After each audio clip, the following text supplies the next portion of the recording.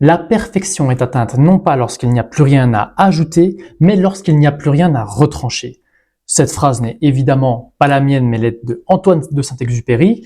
Et donc aujourd'hui, pour cet immobilier du dimanche, on va parler un petit peu simplification, parce que la plupart du temps, lorsque je rencontre certains d'entre vous, lorsque certains d'entre vous me parlent de leur projet, eh bien je m'aperçois qu'en réalité, vous complexifiez très souvent les choses, et la plupart du temps, moi je m'obstine, plutôt qu'à ajouter des choses plus complexes, à retirer des choses du projet, ce qui fait que la plupart du temps, eh bien, vous arrivez à nouveau à avancer. Donc ici, je vais vous donner quelques éléments que je retire très régulièrement des gens que j'accompagne ou des gens que j'ai en coaching découverte lors d'un appel stratégique.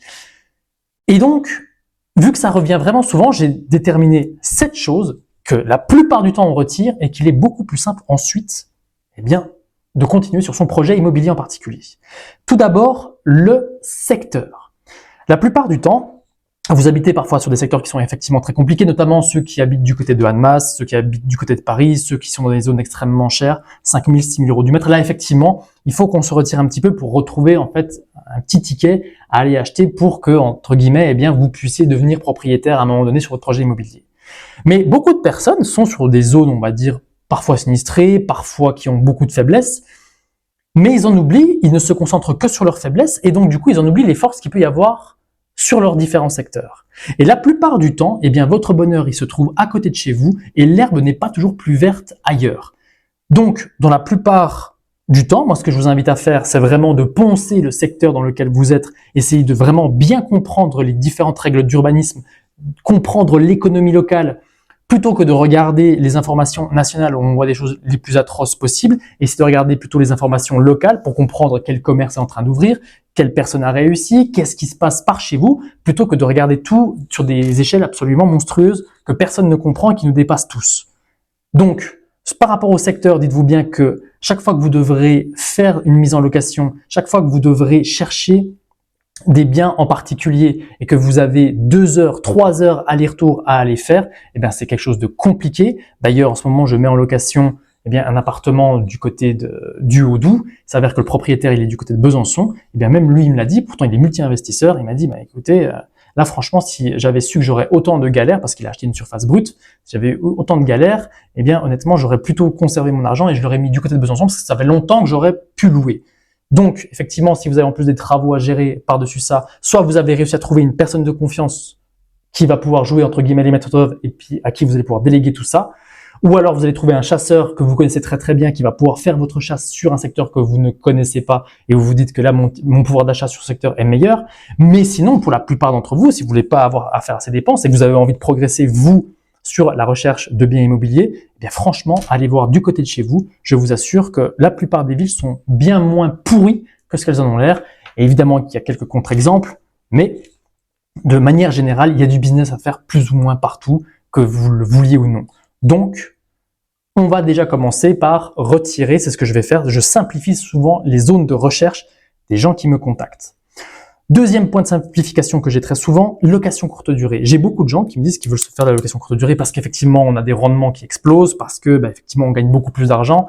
Souvent entre un loyer à 500 euros qu'on pourrait toucher par exemple sur une location nue, on peut aller taper du 1000 voire 1500 euros sur certaines exploitations. Eh bien je dis oui, ce qu'il y a c'est que souvent je dis écoutez, est-ce que vous en avez le temps, l'énergie, est-ce que vous pensez que vous allez tenir dans le temps? Moi honnêtement ça m'a mis 9 ans, 8 ans pour exploser, pour en avoir marre. Le commun des mortels, c'est plutôt 18 mois, je l'ai déjà dit dans d'autres vidéos. Et pire encore, moi j'avais aussi lancé une location courte durée du côté de chez moi, donc proche de la frontière suisse, pourtant dans un bâtiment que je connais très très bien et où je maîtrise absolument tout. Ce qu'il y a, c'est que je m'étais fait un petit peu la réflexion, en dehors de la mi-juin, mi-septembre, et puis effectivement du mois de février, parce qu'on est une zone avec du ski, et certains épisodes dans l'année, entre guillemets, eh bien au final, j'avais quand même des périodes extrêmement creux. Et ça me demandait quand même du travail parce que je n'avais pas trouvé une gestionnaire du niveau de performance que celle que j'avais du côté de la Haute-Saône.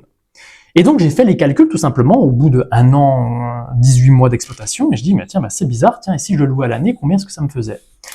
Et donc, effectivement, lorsque je mettais mes 4 000 euros par mois sur juillet, août et février, mais que je faisais une médiane sur l'intégralité de l'année, je m'apercevais que j'étais plutôt aux alentours des 2500.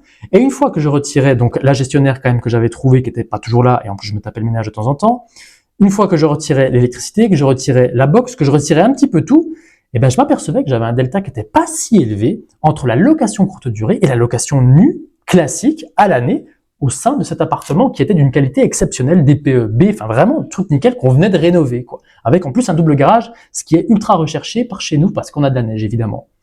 Et donc, je voyais qu'on avait un petit delta entre 200 et 300 euros, et je me suis dit, mais est-ce que mon temps ne vaut pas plus que 200-300 euros, parce que j'ai quand même tous les trucs à gérer, il faut faire les machines, enfin vraiment, il y a quand même du boulot. Est-ce que pour 200-300 euros de mois, entre guillemets, je laisserai pas ça en location meublée? Et bien, dans la plupart des cas, vous me croyez pas, eh bien, la réponse est non, ça ne vaut absolument pas le coup. Par conséquent, dans certaines locations courte durée d'opportunités, eh bien, je vous dis que ça ne vaut pas le coup, forcément, sauf si vous faites du haut de gamme, et là, on a Marc Brody qui fait des formations là-dessus, je vous enverrai, si vous me demandez en commentaire, et je vous enverrai si vous le désirez, eh bien sa chaîne YouTube. Donc si vous faites du haut de gamme particulier, si vous proposez une expérience particulière, je vous dis oui. Si vous arrivez à avoir un prix à la nuitée extrêmement fort et décorrélé vraiment du marché, je vous dis oui. Mais si vous partez sur une optique volume et que vous êtes dans la nasse, entre guillemets, eh bien souvent la location courte durée n'est pas beaucoup plus rentable que la location meublée classique. Et par conséquent, eh bien, je vous invite vraiment à faire les calculs parce que vous pourriez franchement déchanter, vous pourriez faire des investissements qui ne servent pas à grand chose, alors que vous n'allez pas forcément gagner énormément d'argent en plus. D'autant plus que le statut LMNP est parfaitement attaqué en ce moment. Donc parfois, je m'aperçois que je retire chez certaines des personnes qui se lancent là-dedans, eh bien, la tentation de faire de la location courte durée parce que, eh bien, effectivement, au vu des prestations qu'ils vont proposer, ils vont se retrouver dans le socle global et par conséquent, ils vont avoir des difficultés, notamment en termes d'énergie et de temps, tout ça pour pas spécialement beaucoup d'argent. Donc, parfois, ce que je retire, effectivement, c'est la location courte durée. Ce que je retire parfois également, chez les gens qui m'appellent, je leur dis, est-ce que vous êtes sûr que la location meublée, ça vaut tant le coup que ça? Parce que oui, voyez-vous, la location courte durée a explosé. Donc du coup, qu'est-ce qu'ont fait les gens? Eh ben, ils ont la même réflexion que j'ai eue moi sur le haut dos. Ils ont dit, très bien. Et ben, ce qu'on va faire, c'est qu'on va aller en location meublée classique. Oui, mais voilà. En 2025, la niche a un peu explosé. Tout a été réintégré. Donc du coup, n'ayant pas conscience un petit peu des choses au niveau des exploitations, eh bien, les gens ont mis tout simplement, au lieu de mettre sur Airbnb, ils ont mis sur Le Bon Coin. Ce qu'il y a, c'est que tout le monde a fait ça en même temps. Et tout à coup, on s'apercevait que la location meublée, on avait du mal à les remplir, et les locations nues, tous les gens, parce que la plupart des gens en réalité cherchent du nu, on va pas se mentir, ça commençait à augmenter parce que tout simplement, il y avait trop de locations meublées. Sur plein de secteurs, c'est arrivé. Et ça, je le constate depuis début 2024, ce genre d'histoire.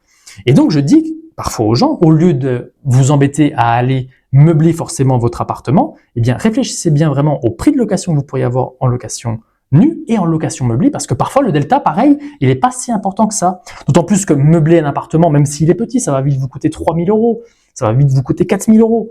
Et donc, si vous faites la différence, qu'il y a une différence, on va dire, de 100 euros entre le nu et le meublé, eh bien, ça veut dire que si, par exemple, ça vous a coûté 3 000 euros, pour rattraper ce delta, il va vous falloir 30 mois, soit 2 ans et demi. Est-ce que ça vaut bien le coup? Je vous pose la question parce que parfois, aller meubler un appartement, c'est pas toujours nécessaire. Par conséquent, eh bien, même les meubles, parfois, dans les systèmes d'exploitation, eh bien, je les retire aux différentes personnes parce que c'est pas la peine. Alors, vous allez me dire, oui, mais il y a la fiscalité. Attention, la fiscalité du LMNP n'est plus aussi intéressante que par le passé. Je vous invite plutôt à vous renseigner sur le LMP, notamment ces exonérations d'impôt à la plus-value totale au bout de 5 ans. Mais, honnêtement, le LMNP, c'est plus si intéressant. Il y a beaucoup de gens qui proposent du meublé. Essayez de voir si la location nue n'est pas si intéressante que ça, même si, effectivement, si vous avez une TMI qui est un peu forte, et avec une CSG-CRDS qui peut un peu taper si vous êtes à 30% plus les 17,2, c'est vrai que ça peut un peu coincer, mais la plupart des gens qui me parlent, eh bien, c'est par rapport aux travaux qui veulent potentiellement encore augmenter leur rendement, leur rentabilité. Si vous avez déjà du bon déficit foncier et puis que vous ne payez pas d'impôts sur les 7-8 prochaines années, j'ai envie de vous dire, on verra dans un second temps pour potentiellement meubler. Mais en l'état actuel, c'est pas la peine, d'autant plus que si vous meublez, attention, on vous réintègre évidemment les amortissements à la sortie, il faudra quand même que vous le sachiez. Quatrième chose que je retire très régulièrement, less is more, les divisions d'appartements. Tout le monde veut diviser des grands appartements qui font 100 mètres carrés pour en faire 2 de 50. C'est un truc qui arrive très très régulièrement. Oui, mais voilà, ça aussi. Du coup, les appartements, les grands appartements, j'ai des familles qui voudraient s'installer, il n'y en a plus.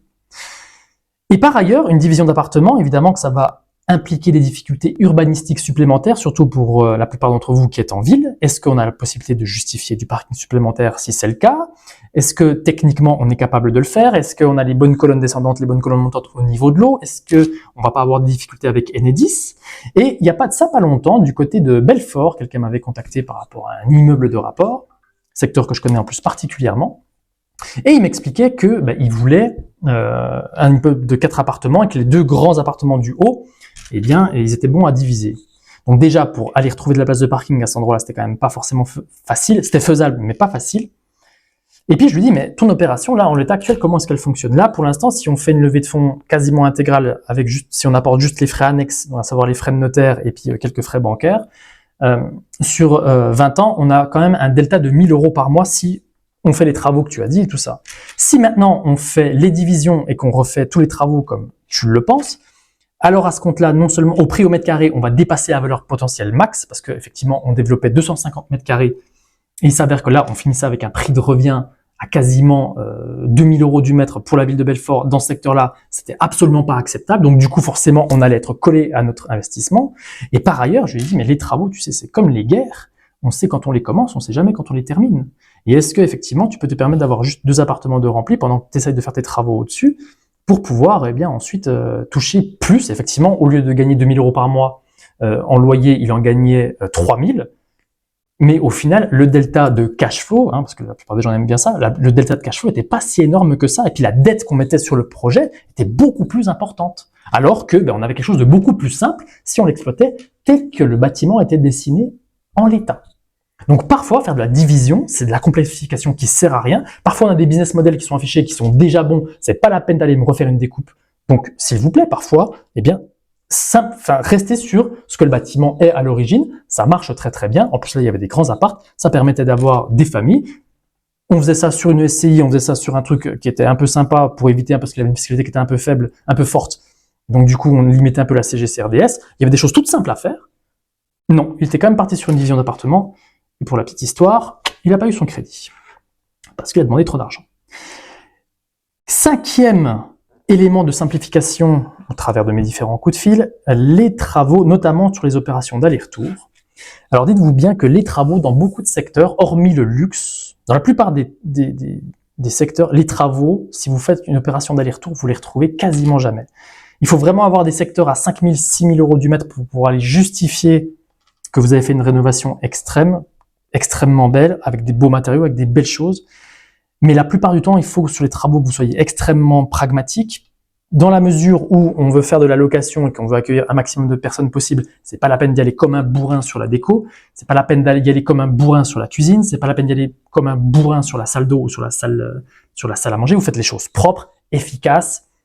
Bien sûr, on va mettre un petit peu de gras pour que ce soit quand même esthétique, mais pas non plus trop, et surtout on essaie de faire gaffe au niveau des matériaux que l'on choisit. C'est pas la peine d'y aller vraiment comme un bourrin, parce que les travaux, très souvent, je les simplifie aussi. On va pas forcément décrocher un mur à cet endroit-là, on va pas forcément rajouter des choses à droite à gauche, on va faire quelque chose de propre, d'efficace, qui rentre dans le marché, ni plus ni moins. Et pour toutes les opérations des gens qui me font des allers-retours, dites-vous bien que les travaux, c'est juste du confort de vente pour votre agent ou pour vous a posteriori, sauf si vous êtes sur des marchés qui sont très chers. Et pour tous les autres, les travaux, c'est juste du confort de vente, rien d'autre. Et croyez-moi que des marchands de biens, j'en ai déjà accompagné. Faut pas me raconter de conneries sur cette activité aussi, parce que tout le monde veut faire ça maintenant et on m'en raconte des conneries.